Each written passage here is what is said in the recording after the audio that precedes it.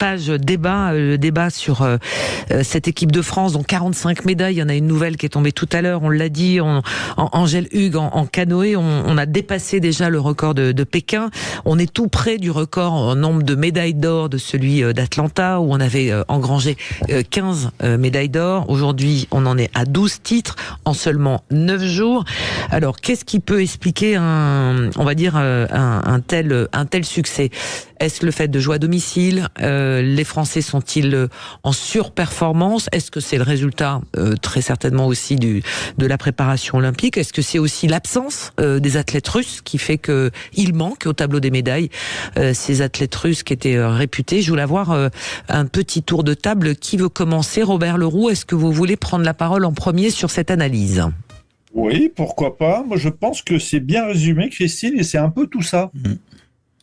C'est un peu tout ça parce que les Russes, c'est quand même costaud dans énormément de sports.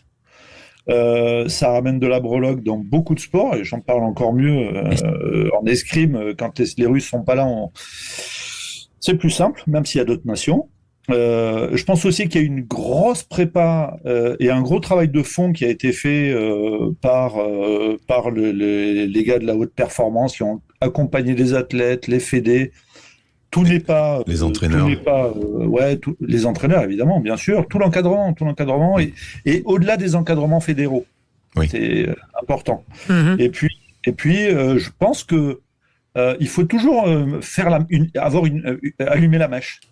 Et je pense que le 7 de rugby et Antoine Dupont, ils ont allumé la mèche, ils ont allumé quelque chose, et ça a créé ce buzz de résultats en fait. Je pense qu'il faut cette petite étincelle qui montre que allez, c'est parti, et boum, et les gens sont dans une spirale positive. Ça a été le grain de folie où les autres se sont dit allez, on n'a rien à perdre, c'est ça, Robert? Oui, je pense. Et puis au-delà de ça, ça amène de la dynamique positive. Et donc, le succès appelle le succès, et les gens sont dans une spirale positive. C'est parti pour ça. Vous auriez été athlète à la même époque avec un démarrage comme ça. C'est ce que vous vous seriez dit, Robert? Alors moi, je me montais le bourrichon tout seul, mais mais oui, ça fait toujours du bien. Puis je sais pas, ça peut-être que ça empêche de stresser, de mal dormir de la veille au soir, parce qu'en tout cas de mieux dormir, parce qu'on se dit qu'on est porté dans un élan et qu'on n'est pas tout seul. Oui, ça fait toujours du bien. Ouais. Allez, Pascal Eouzan, cette analyse. Moi, je pense que Bob, il a été très fort, parce que je pense exactement la même chose que lui. Après, non, c'est pas drôle. Non, c'est pas drôle. Ouais. Non, en tout cas, alors pour certains sports, alors moi je pense qu'effectivement le public a joué un jeu, mais a joué quelque chose. Mais par contre, je me rappelle moi, mon expérience personnelle, j'avais fait Bercy en 86, 16 000 gamins qui hurlaient à mon entrée, j'avais eu peur. Moi, ça m'avait fait peur. Parce qu'on n'était pas habitués, on avait dans nos tribunes, on avait les 500 000 personnes maximum. On avait papa, maman et... Ouais, et la famille, mais alors je sais pas, peut-être que ça peut jouer comme ça peut jouer dans un autre sens, mais en l'occurrence, je suis complètement d'accord que le phénomène rugby, il faut, à un moment donné, il faut que quelqu'un trace la voie. Ils l'ont super bien tracé, ils ont fait voir aussi ce que ça pouvait avoir comme impact pour les autres, et je pense que ça a créé de l'engouement. Ça, ouais. C'est à peu près le rôle du public, oui. Alors nous, en gymnastique, malheureusement, je peux pas dire que la faute des Russes absents, puisqu'ils étaient absents, mais on n'a fait aucune médaille. Donc oui, effectivement, quand ils sont là, on en aura fait encore moins, mais moins que zéro, je sais pas ce que c'est. Mais c'est vrai que les Russes, dans des sports comme la gym, forcément, normalement, c'est eux qui sont sur les podiums, quoi, avec les Chinois et les Japonais et les Américains. Donc, pour nous, ça n'a pas trop joué à ce niveau-là, en tout cas. Daniel. Pour ma part, je considère que les absents ont toujours tort. Donc, ceux qui ne sont pas là, on n'en parle pas. Parce que sinon, on va trouver des excuses tout le temps. Hein. Et pour moi, c'est pas une excuse. Il n'avait qu'à être là, pour X raisons. Hein. Ça, on va pas rentrer dans les détails. Donc je ne retiens pas cet argument-là. Par contre, je retiens plus que doublement l'argument du public. Clairement, être à la maison et avoir un soutien, parce qu'on aurait pu être à la maison et pas avoir de soutien non plus. Oui, on aurait pu avoir des salles à moitié vides, voilà. Des spectateurs plutôt que des supporters. Voilà, et là, ça aurait pas été la même histoire, ça aurait pas été la même le même engouement. Donc le public est venu et il répond présent. Il répond présent parce que c'est vraiment le 12e homme, comme on dit souvent au football ou au rugby, le 16e homme. Et donc ça, c'est un vrai plus. Que les fédérations, que le comité, que l'ANS, etc. aient travaillé sur cette dimension-là. Oui, je pense aussi parce que, comme l'a bien dit Pascal, si on se retrouve, si on n'a jamais concouru devant un public de cette dimension-là et que tout d'un coup on se retrouve là-dedans, parfois ça risque d'être un peu la cata. Ça a peut-être été le cas à la gymnastique, notamment chez les filles. Peut-être, j'ai bien dit peut-être. Mais en tout cas, le public c'est hyper important. C'est hyper important. Après, il y a tout le reste, comme a bien précisé Robert, l'entraînement, les prises de conscience que ça a généré, l'accompagnement des entraîneurs, des athlètes, et aussi l'accompagnement psy.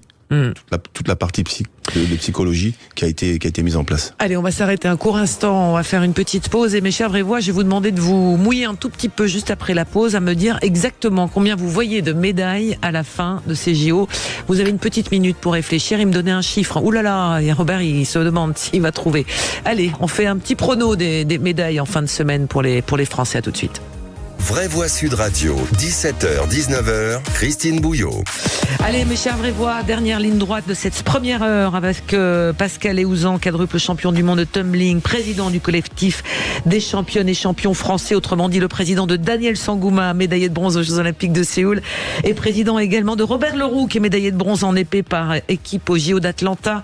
Dans un instant, on va retrouver notre auditeur pour le quiz. Baptiste, vous êtes arrivé dans cette émission. Comment ça va, Baptiste ? Ça va très bien, et vous-même? Oh, moi, ça va plus que mieux, dites donc. Vous êtes prêts pour le quiz? On va jouer dans une petite minute, parce qu'avant cela, je vais demander à mes vraies voix un chiffre, un prono du nombre de médailles. Je vais pas demander le nombre de titres, le nombre de médailles à l'arrivée pour la délégation française. Une fourchette? On accepte une fourchette, Antoine? On accepte une on accepte une petite fourchette. Un nombre exact. Une petite fourchette. Une petite fourchette de 1. Voilà. Je me lance. On a fait une grosse semaine, là, vraiment une grosse semaine. Je regarde un peu les sports par équipe, le cyclisme, l'athlé, la lutte. Allez, je dis encore 12 ou 13 médailles de plus, ça fait 57 ou 58. Allez, on met un 57, 58 pour Pascal. On verra à l'arrivée. Daniel? Potentiellement, d'après ce qu'a dit le directeur de la haute performance, on a 85 médailles possibles. Enfin, d'après ça, c'est calcul 85. Donc je vais pas m'aventurer sur les 85 médailles. Mais il y avait aussi un autre chiffre qui apparaissait, qui était au moment de l'attribution des Jeux, la ministre des Sports à l'époque avait annoncé 60 médailles. Donc on va se situer entre les deux, on va dire 65. Allez, 65. Allez, vous êtes assez proches l'un de l'autre. On va pas. Robert. Soyons moi, je suis fous. quelqu'un de précis.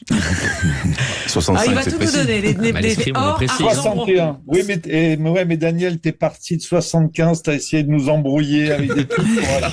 61. Et alors, si vous êtes précis, mon cher Robert, vous n'avez pas le détail, le nombre de titres, d'argent et de bronze? Alors, Allez, on y va. Allez. Ah, c'est méchant. C'est Non, méchant. on a 3 médailles d'or du record d'Atlanta. Donc on est déjà à 12 médailles d'or. On pense que ce record-là sera battu. On l'espère. En tout cas, il faudrait 4 médailles d'or pour battre le record d'Atlanta. Ah, Moi, Robert, attendez, Robert, parce qu'Atlanta, il connaît. attention, Daniel nous confirmera, mais en athlée, il y avait eu 3 médailles d'or à Atlanta. Il y a Marie-Jo. Hein. Il y a Marie-Jo, il y a Marie-Jo en Jean. a eu 2 et Jean Galfion Il y a une. Jean. Oui.